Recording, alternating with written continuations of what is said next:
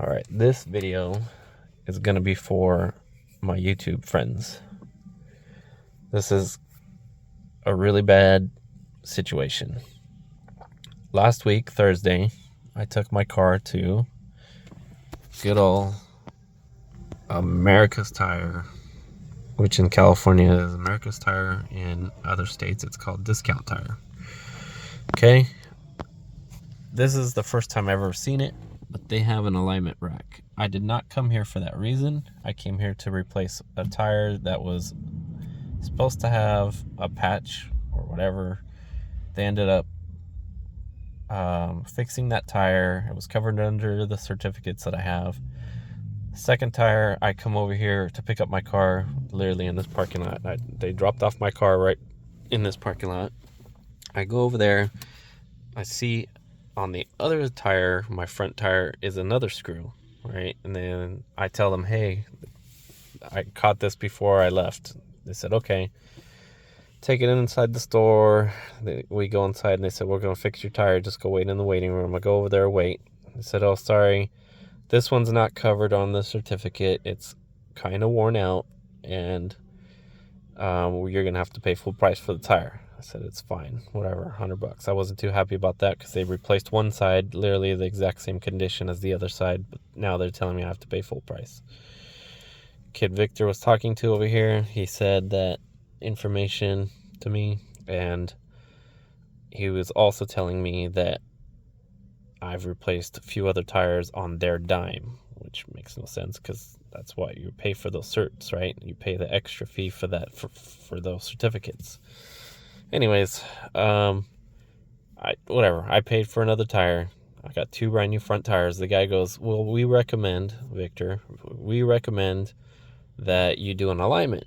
And I go, well, how much is an alignment? They said about $89.99, right? And there's no tax on it. I said, okay, fine. I'm already here. Might as well do that too. I said, how long is the wait? It's about another hour. You'll be on the rack. Probably be out of here in an hour and a half-ish. I said, okay.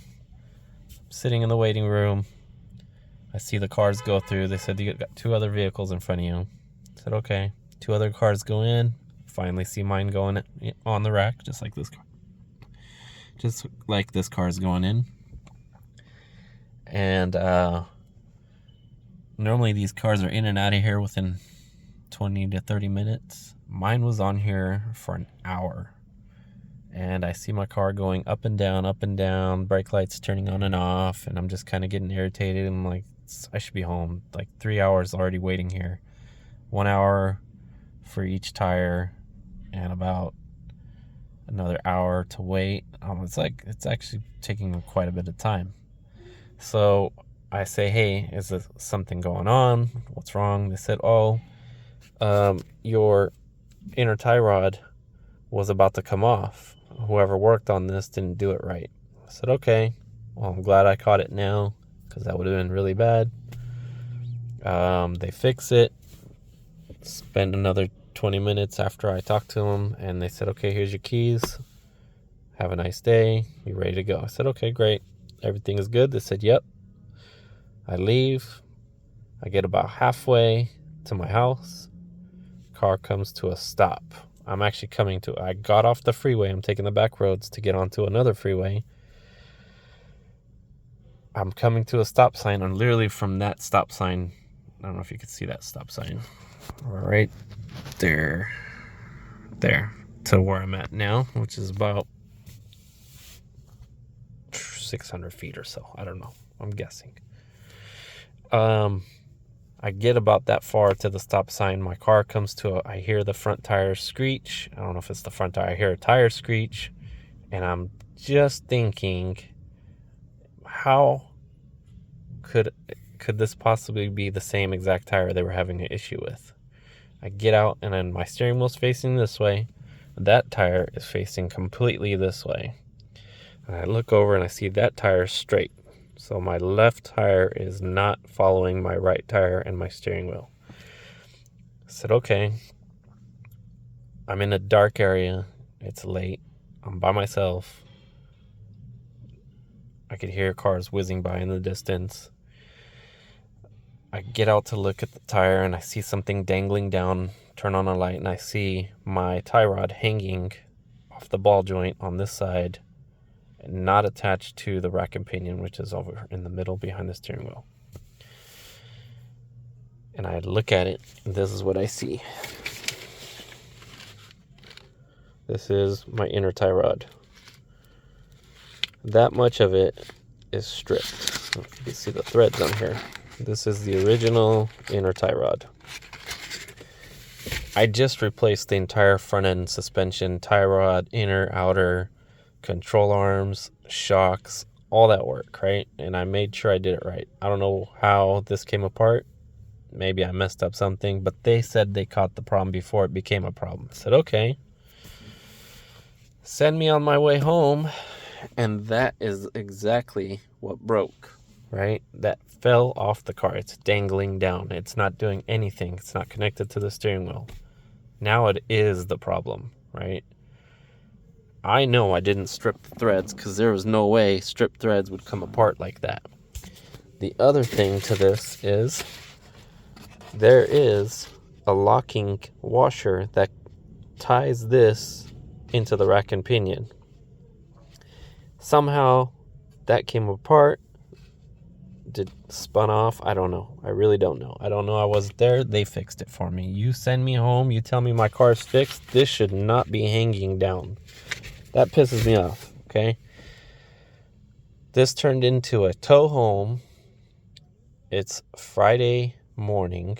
I take my wife's car to work. She stays home. Now I'm on my last vehicle. My wife is staying off work so I can go to work. It's easier for her to stay home than it was for me. I get the part on my way back.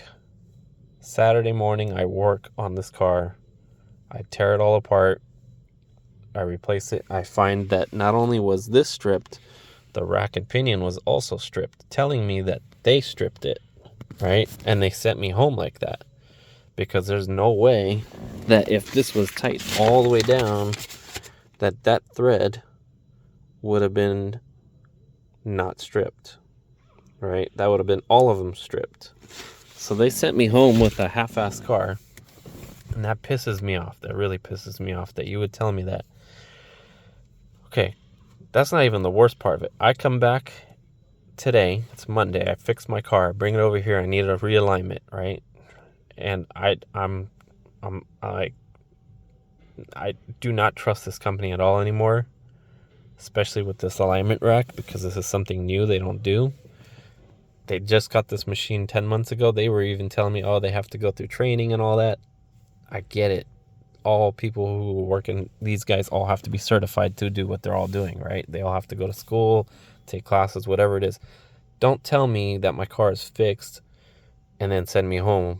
And then, so I'm coming back today, talk to the actual manager here, and he was listening to me. I was talking to the guy that I worked with on Thursday, and he remembered me. They all remember me because it was the end of the day, and they kind of were like, hey, how's it going?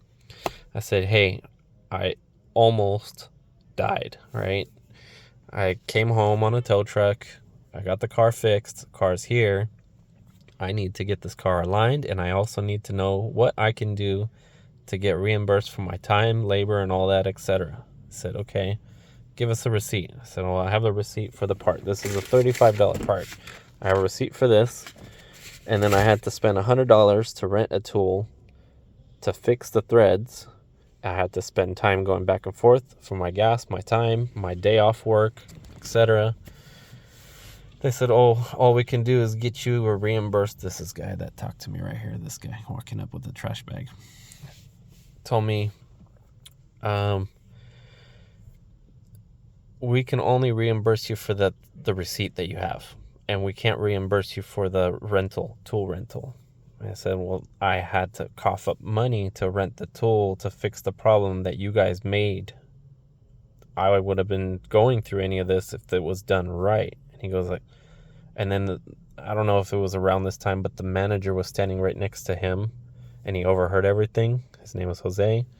Jose goes, well, your car was a ticking time bomb.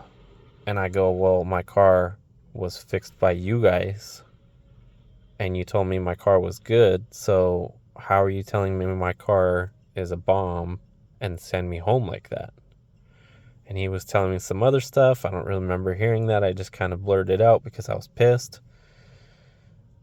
So I'm thinking I want to get a lawyer, get something going on here, talk to somebody. I actually called a friend of mine who used to be a store manager here, not at this store. I'm actually friends with him to this day. But anyways, he told me to contact their corporate and they will help you get this resolved. So I got their information. I sent them an email. Spent about 30 minutes writing this email. Now I'm recording everything I'm doing. I documented everything I'm doing. I'm keeping my parts. I'm keeping my receipts. And I'm keeping my stress. Okay?